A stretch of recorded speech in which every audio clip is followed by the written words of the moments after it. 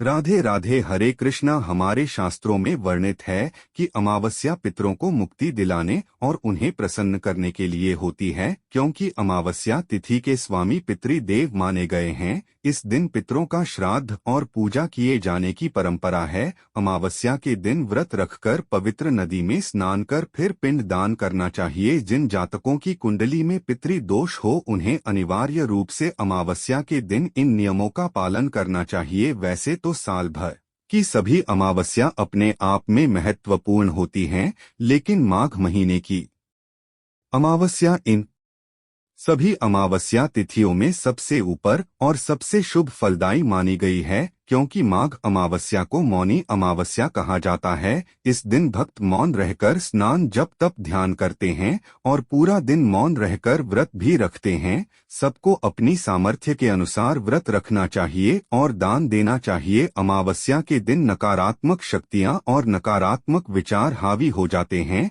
इन बुरी शक्तियों और बुरे विचारों से बचने के लिए शास्त्रों में बताया गया है कि इस दिन सभी को मंदिर जाना चाहिए और पीपल की पूजा भी करनी चाहिए। शास्त्रों में कहा गया है कि हर अमावस्या को अपराह्न काल में हर गृहस्थ के द्वार पर अन्न जल की इच्छा लिए हुए एक पहर तक पितृ देवता विराजते हैं। इसलिए हर हिंदू गृहस्थ का कर्तव्य है कि वह उस समय श्राद्ध तर्पण से उन्हें तृप्त करें, जिससे कि उनकी आत्मा को शांति मिल सके। और शाम को जब पितर अपने लोक वापस लौटते हैं तो उनके मार्ग को रोशन करने के लिए दक्षिण दिशा की तरफ एक दीपक जलाया जाता है। ऐसा करने से पितर संतुष्ट होकर आशीर्वाद प्रदान करते हैं। मौनी अमावस्या को शास्त्रों में महाव्रत कहा गया है और पौराणिक कथाओं के अनुसार भगवान मनु ने इसी दिन गंगा जी में स्नान कर तप और ध्यान किया था। यही कारण है कि इसे मौनी अमावस्या कहा जाता है। मान्यता है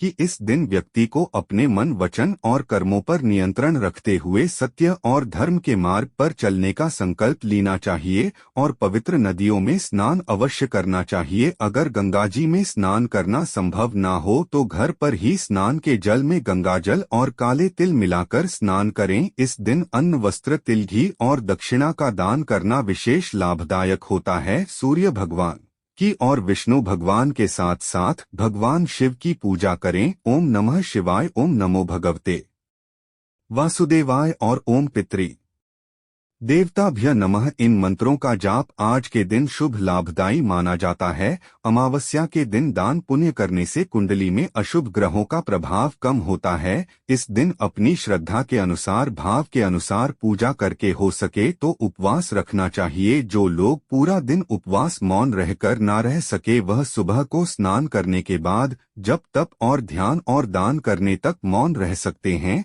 इस बार अमावस्या तिथि प्रारंभ होगी 28 जनवरी दिन मंगलवार को शाम 7:03 से और अमावस्या तिथि समाप्त होगी 29 जनवरी बुधवार को शाम 6:05 पर। और इस बार अमावस्या का व्रत और स्नान दान केवल 29 जनवरी दिन बुधवार को ही किया जाएगा, यानी मौनी अमावस्या इसी दिन रहेगी और इसी दिन आप सुबह से लेकर शाम तक संकल्प के अनुसार मौन रहकर व्रत साधना कर सकते हैं। आज के दिन यानी 29 जनवरी बुधवार को सूर्योदय होगा सुबह 7:01 पर, सूर्यास्त शाम 6:08 पर, ब्रह्मा मुहूर्त सुबह 5 बजे से 6:23 तक रहेगा। सिद्धि योग इस दिन बन रहा है जो कि रात 9:02 तक रहेगा। पितरों के निमित्त तर्पण आप कर सकते हैं। सुबह 11:05 से दोपहर 12 बजे तक राहुकाल का समय रहेगा। दोपहर 12 बजे से 1:30 तक राहुकाल में किसी भी तरह का शुभ काम करने से बचना